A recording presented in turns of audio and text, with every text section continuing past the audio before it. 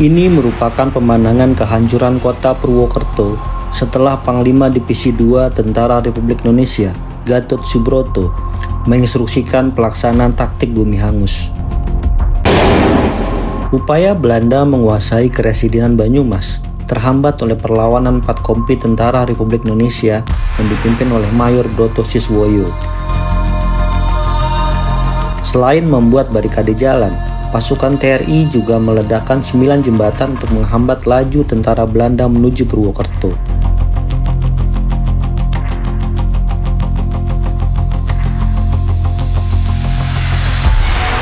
Namun belakangan, pasukan Belanda berhasil menyadap sambungan telepon tentara Indonesia.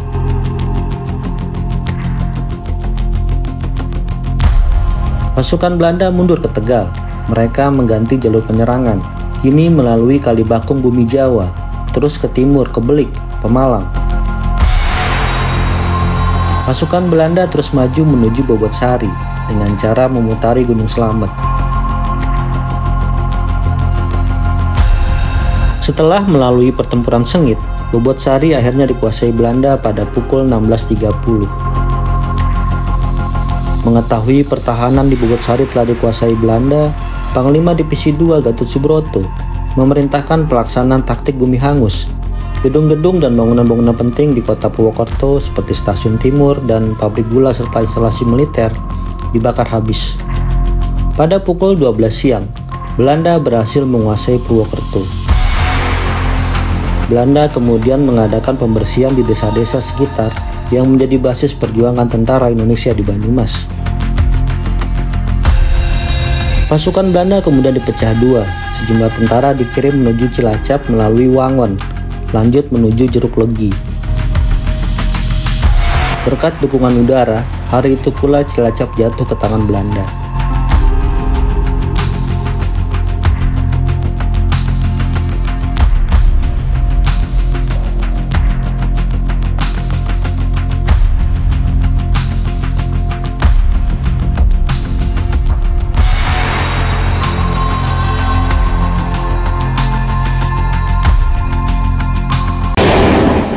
Agresi militer Belanda I di Keresidenan Banyumas dilakukan oleh pasukan Belanda di bawah pimpinan Kolonel Janse Meyer.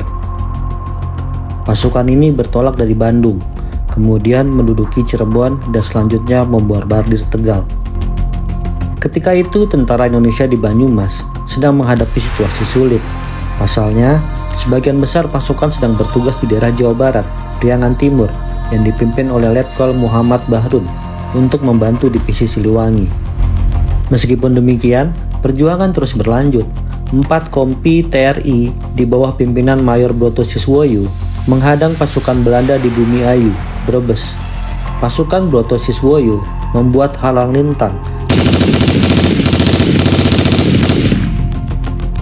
dan meledakkan 9 jembatan untuk menghambat laju tentara Belanda menuju kota Purwokerto.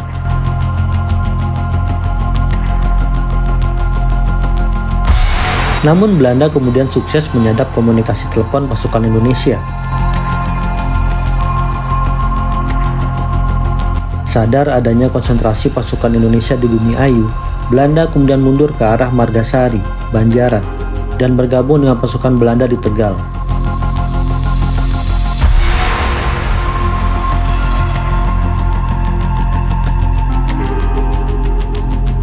Mereka meneruskan perjalanan ke Kalibakung, Bumi Jawa, terus ke timur Belik, yang disambut kontak senjata pasukan Angkatan Laut Republik Indonesia. Namun, pasukan Belanda terus maju, yang tujuannya menerobos masuk di arah Bobotsari dan memutari Gunung Slamet.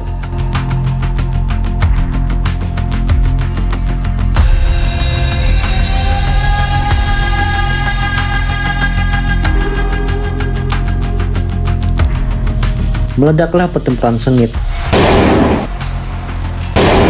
Namun, Bobotsari akhirnya dikuasai Belanda pada Rabu 30 Juli 1947, sekitar pukul 16.30. Mengetahui Bobotsari telah dikuasai Belanda, Panglima Divisi 2 Gatot Subroto memerintahkan untuk membumi hanguskan Purwokerto. Gedung-gedung dan bangunan-bangunan penting seperti stasiun timur dan pabrik gula serta instalasi-instalasi militer dibakar habis agar tidak digunakan tentara Belanda.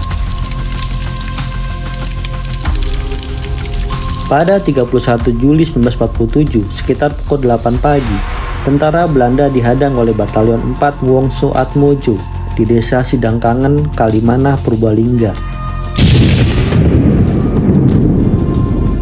Namun, gerak pasukan Belanda tak dapat dibendung. Pasukan Belanda terus melaju hingga Sukaraja.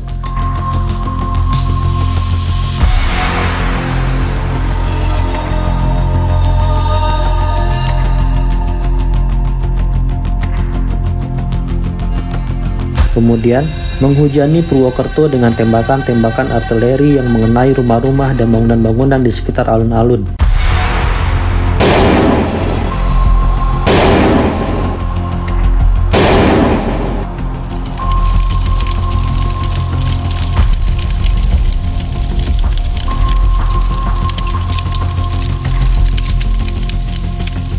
Hari itu, sekitar pukul 12 siang, Belanda berhasil menguasai Purwokerto.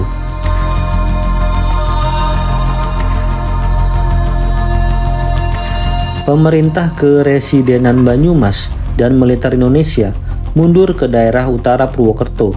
Perjuangan beralih menjadi perang gerilya. Belanda kemudian mengadakan pembersihan ke desa-desa sekitar yang menjadi basis perjuangan tentara Indonesia di Banyumas.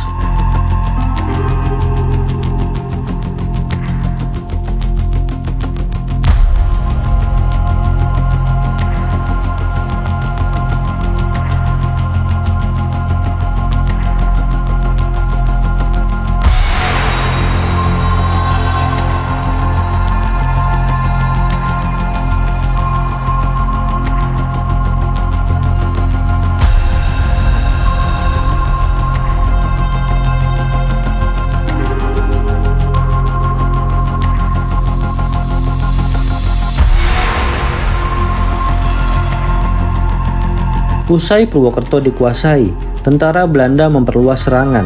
Pasukan dipecah dua. Pasukan pertama menuju ke Lampok dengan target menduduki Purwanegara, Banjarnegara. Pasukan kedua menuju Cilacap melalui Wangon untuk kemudian menuju Jeruk Legi. Meskipun telah dipertahankan habis-habisan oleh Kesatuan Resimen 15 di bawah pimpinan Letnan Kolonel Abimanyu, akhirnya kota Cilacap jatuh juga ke tangan Belanda melalui serangan darat dari arah Jeruk Legi pada 4 Agustus 1947.